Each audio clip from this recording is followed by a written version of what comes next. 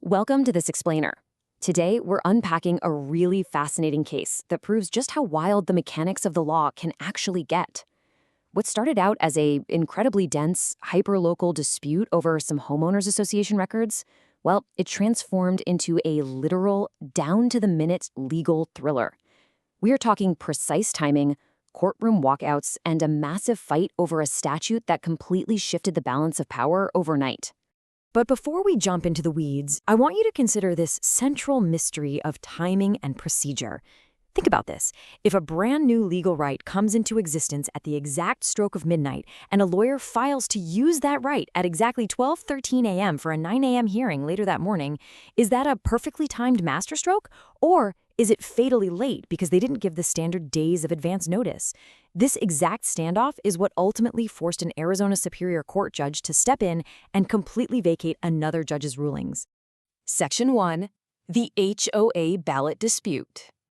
Now, to understand the crazy courtroom walkout we're going to talk about later, we first have to zoom way in on a microscopic disagreement following a February 2024 HOA election at the Sunland Springs Village.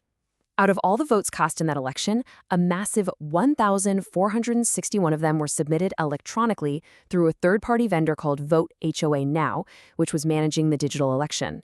And you guessed it, it's those exact 1,461 digital votes that became the seed of this entire legal battle.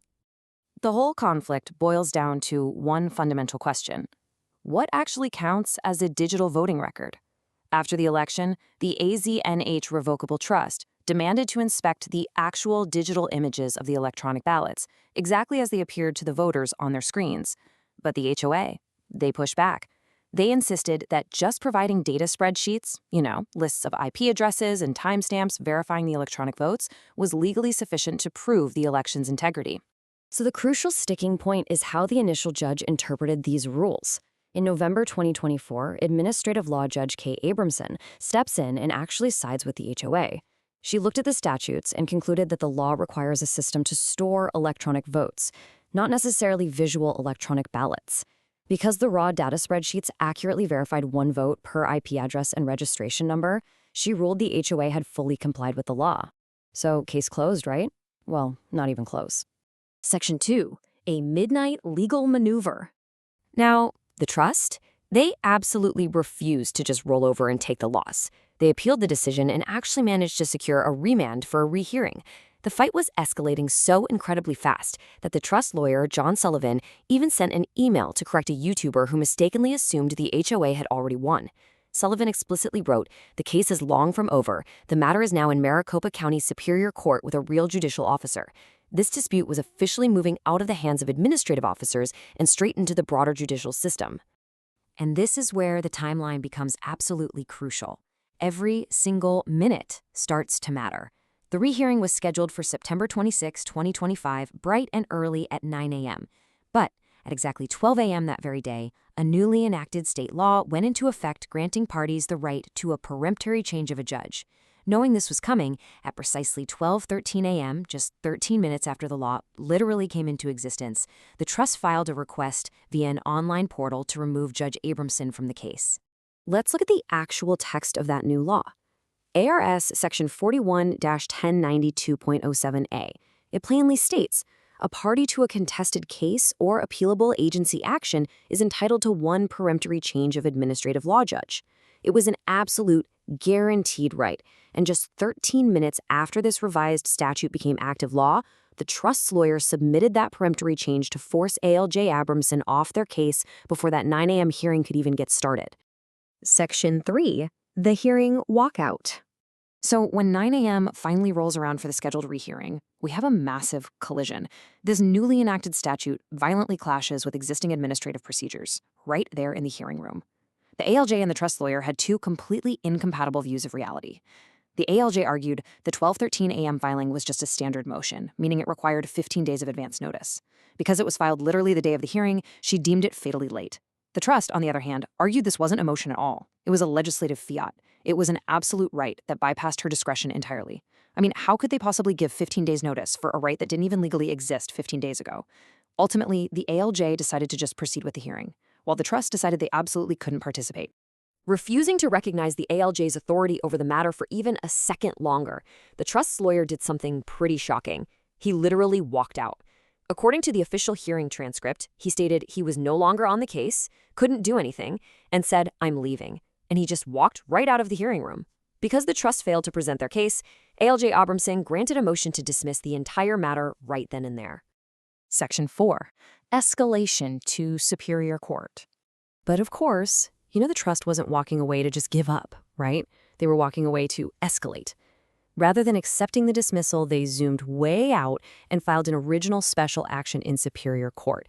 And here is a totally fascinating twist.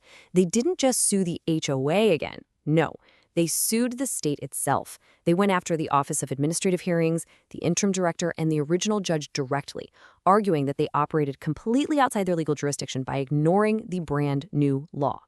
Faced with this massive lawsuit, the Office of Administrative Hearings made a highly calculated, albeit risky strategic choice: pure silence. The OAH and the ALJ strategically refused to even file a defense or answer the complaint. Now, under the rules of civil procedure, specifically Rule 8, if a responsive pleading is required and an allegation is not actively denied, it is legally admitted. So, because the OAH stayed completely silent, they legally admitted all of the trust's allegations. This set up a clear, unobstructed path for the Superior Court judge to rule based strictly on the filings, without even needing a trial. Section 5. The final verdict. And that brings us right to the climax of this whole chronological thriller. The case landed squarely on the desk of Superior Court Judge Scott Blaney, who issued his under advisement ruling on March 25, 2026. Now, Judge Blaney wasn't just ruling on some standard HOA records anymore. He had to objectively determine a really vital question of procedural mechanics. Was a legal maneuver executed just 13 minutes after a law's inception a valid use of that right? Or was it just an untimely disruption? While Judge Blaney ruled definitively for the trust, he specifically noted in his ruling the right came into existence hours before the hearing, and thus plaintiff could not have invoked it any sooner. He explained that procedural statutes can indeed apply retroactively, and therefore that midnight 12:13 a.m. filing was flawlessly timed based on the exact moment the law actually existed in the universe. It wasn't late at all, it was quite literally the earliest possible moment it could have been filed. So what's the actual fallout here? Because that timing was ruled valid, the court ultimately ordered that the peremptory challenge should have been honored from the jump. Judge Blaney ruled that the original ALJ acted in excess of her jurisdiction by continuing the hearing that morning.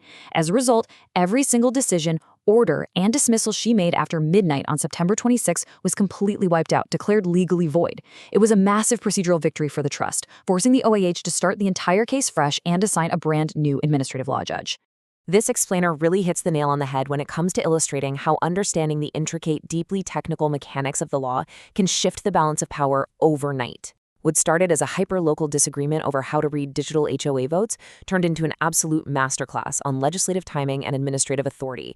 It definitely leaves us to wonder how many other cases right this very second hinge entirely on the stroke of midnight. Thank you so much for exploring this fascinating legal timeline with me. Keep asking questions and keep looking at the details.